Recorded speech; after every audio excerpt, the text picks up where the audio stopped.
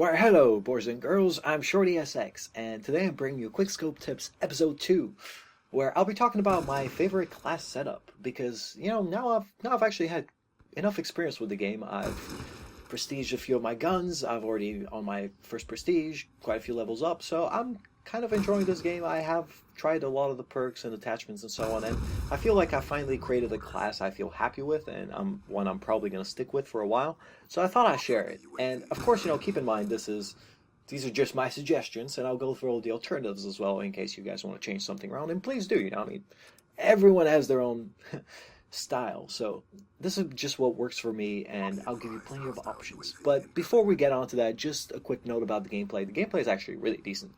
Now, it's a 30 for 8, and I even get Death Machine halfway through, but I'm like, screw that, let's keep sniping. Because who wants to see a Death Machine, right? I mean, that's boring. Anyway, so I hope you guys enjoy the gameplay. It's back on cargo, but a little bit better. Now, I'm sure you guys will like it. So, on to my class. Now, of course, the sniper I'm using is the Ballista, and I will probably be using the Ballista almost exclusively. Now, if you haven't already seen my Quickscope Tips Episode 1 for the Black Ops, I already went over why I choose the Ballista over the DSR, what the differences are, and so on. So check that out if you have questions. But aside of that, the attachments I decided to use on the Ballista, or the DSR for that matter, because they're the same. The first one is the Ballistic Cpu, as you can probably see. Now, it's that little thing on top of your scope, which reduces the sway. However, it's not necessary. Like, for example, before Black Ops 2 came out, I actually thought it was really, the one attachment you needed to have in order to quickscope, which is really not the case. You can quickscope just fine without it, and it doesn't actually alter the feel all that much. But it does give you significantly less sway, which means there's going to be a little bit less of that random factor. So it's a nice attachment to have regardless, and I totally advise you guys to use it. As for the rest, now, considering you don't really have, sleight of hand or anything that lets you reload quickly, you have to put that as an attachment. So you have the option of either fast mags, which lets you reload quicker, or extended clip, which is basically extended mags and just gives you more ammo. Depending on what you prefer, go with one of those. I go with extended mags with fast mags just because I like reloading quicker, but if you're going for feeds especially, you may want to use those extra bullets in the clip.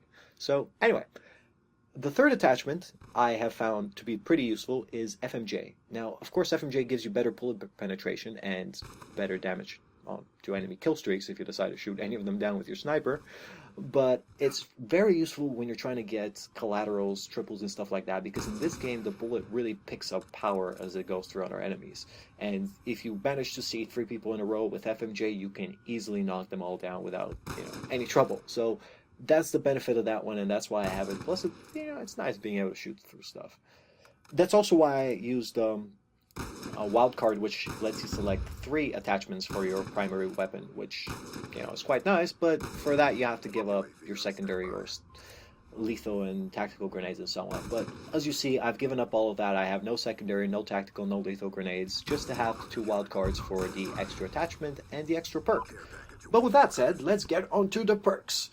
Well, actually, last thing, the iron sight for the Ballista. It is very nice, and I already kind of covered it in the other video, so I'm just going to say it's a great attachment to have. It improves your ADS speed a lot. It's a lot quicker, but it removes your, long range potential. There, I kind of just dropped the controller, and I was like, panic! Anyway, but it does, the iron sight doesn't really let you shoot long range, or it's not that easy to shoot long range, especially when it's actually far enough that you kind of need the zoom to just see what's going on, and I don't like that. So, that's why we carry around a sniper, So that's why I don't use it. But anyway, on to the perks. So with the perks, there's a lot of choice, but as far as the first 2 perks go, I am actually pretty set on using lightweight and toughness. Now, lightweight, of course, is kind of like the equivalent of speed the speed proficiency for the MSR. I use back in Modern Warfare 3. It just lets you move faster, which is great. You're a harder target. You can run around quicker. It's perfect. It fits my playstyle perfectly. Now, toughness, which is the second tier perk, is great because it's kind of like flinch or focus, the proficiency focus from Modern Warfare 3, where it basically reduces the flinch every time you get shot. And this is very, very useful for snipers in Black Ops 2 because with the slow ADS speed and just how slow snipers are in general, it's very useful to have. because very often you will actually have your enemies, fire one or two shots at you that will hit you, but won't necessarily kill you.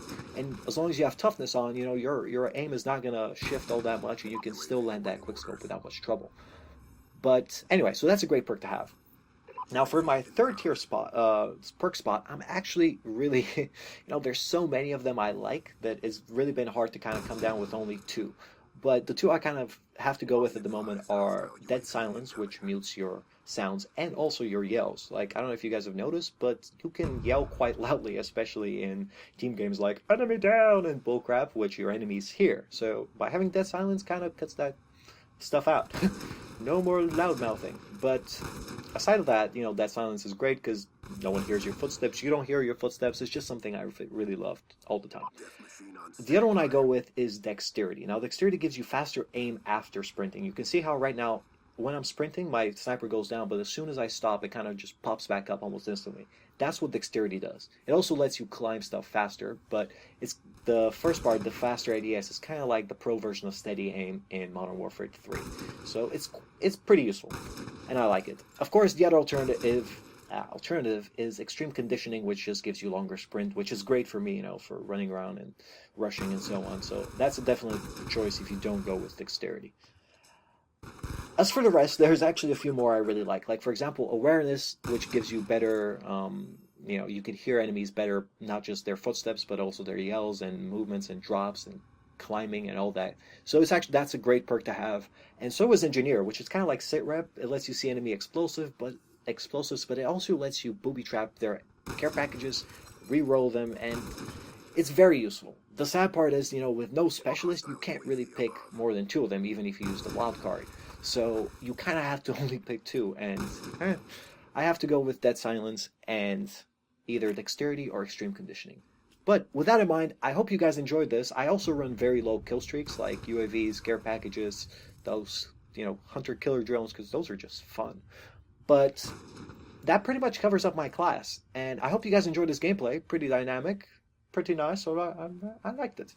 Anyway, peace.